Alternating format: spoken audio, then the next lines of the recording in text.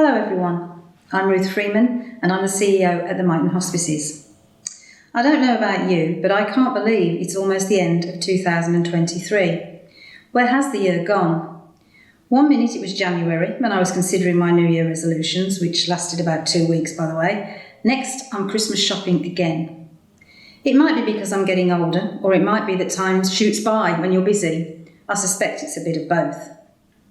The year might have seemed short, but here at Myton we've managed to cram in lots of exciting things.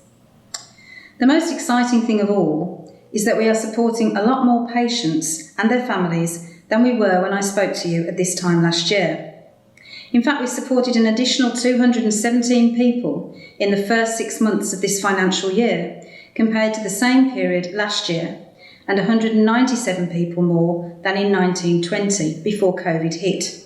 That's an increase of 22.1% and 19.7% respectively, which is fantastic, particularly in light of all of our financial challenges. All of our units feel and look so much busier, which is great, not only for patients and their loved ones because it means we have more services, but also for staff and volunteers who can see the results of all of their hard work. And the units are starting to look festive, which also lifts everyone's spirits. So what else have we been up to? Well, in April, we launched our new 3-year strategy, designed to take the organisation forward. At the centre of the strategy is our aspiration to reach people earlier in their illness and to be with them every step of the way as their illness progresses. Many people, when they're told they have a life-limiting illness, still have a lot of living left to do, and we want to ensure that they can make the best of every moment.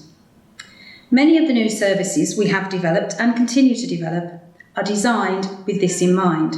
In particular, our new wellbeing services, which provide a range of support services and activities to ensure people remain as resilient, well and independent as they can for as long as possible. We're supporting more families and carers too, with services like the Listening Ear and Coffee and Connect at our Rugby Support Hub, where patients and those that care for them can drop in to attend one of the group sessions or just to have a chat and a coffee and get some advice.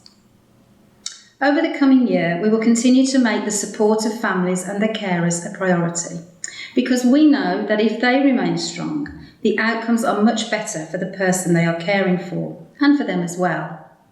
With this in mind, we are currently conducting a survey to assess what they need the most. And we're doing this alongside working with a range of community groups and talking to members of our Public and Patient Information Group, which we set up this year, and which includes service users, so we can make sure that we get it right for families and carers and patients too, of course.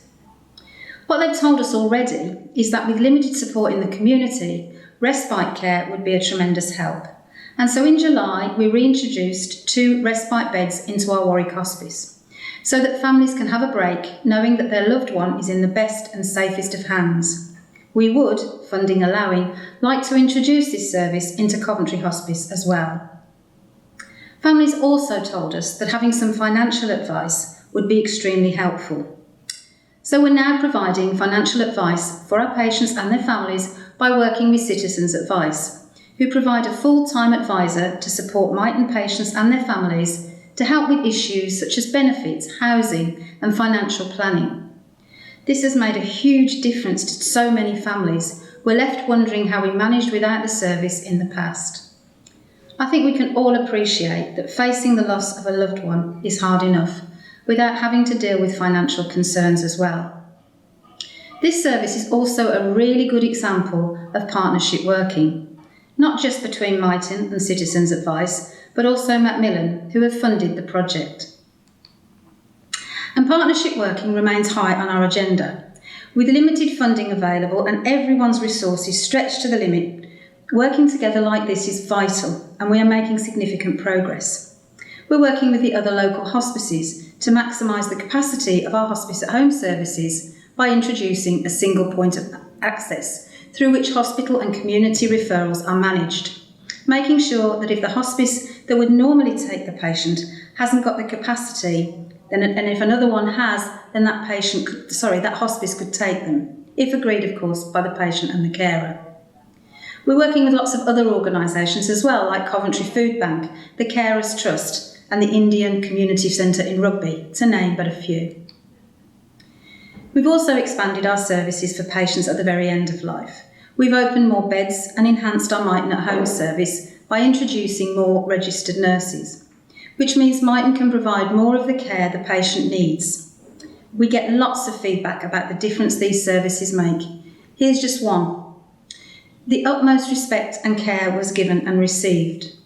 A difficult situation was managed very well. We'd like to add a note of gratitude and many thanks for all that was done by the wonderful nurses for their care. Please pass this on to the team who nursed him. We had the support we needed at the right time, and it was well planned to meet his end-of-life care. So, we continue to move forward, but there have been many challenges. Financially, things are tough. In real terms, the contribution made by the NHS to our work has decreased, meaning that our voluntary income teams are working harder than ever to raise over £11 million this year alone. They're supported, of course, as always, by the thousands of people and organisations from across Coventry and Warwickshire who donate to us, support our events, play the lottery and shop in our shops to ensure that our vital work can continue. Thank you. We know that things are difficult for everyone, so knowing we have so much support means a great deal to us all. We are also looking at how we can increase our sustainability in other ways, recently applying for and receiving a grant to install solar panels on all of our sites, for example, which will save us money in the longer term. We're investing in volunteers who help in every area across Myton to enable us to extend our service offer. And of course, we're working very hard to retain our staff who work so hard to make Myton the amazing place that it is. I've already said thank you, but I'd like to say it again, because we couldn't provide our services without you, and we sincerely hope you will continue to be there for us and ultimately our patients and their families during 2024 and beyond, because we're facing increasing demand for our services. As this year ends, demand is higher than ever. In fact, it's higher than it's ever been. And we consistently have waiting lists for our beds and our other services. We're striving to do more with limited funds, but we will continue to keep fighting to do more, and I'm hoping we can continue to rely on your help. All that is left for me to do now, on behalf of the Board of Trustees, the senior team and all Myton staff and volunteers, is to wish you and those that you love a happy Christmas, and to say our hope is that 2024 will be good to you all. Merry Christmas.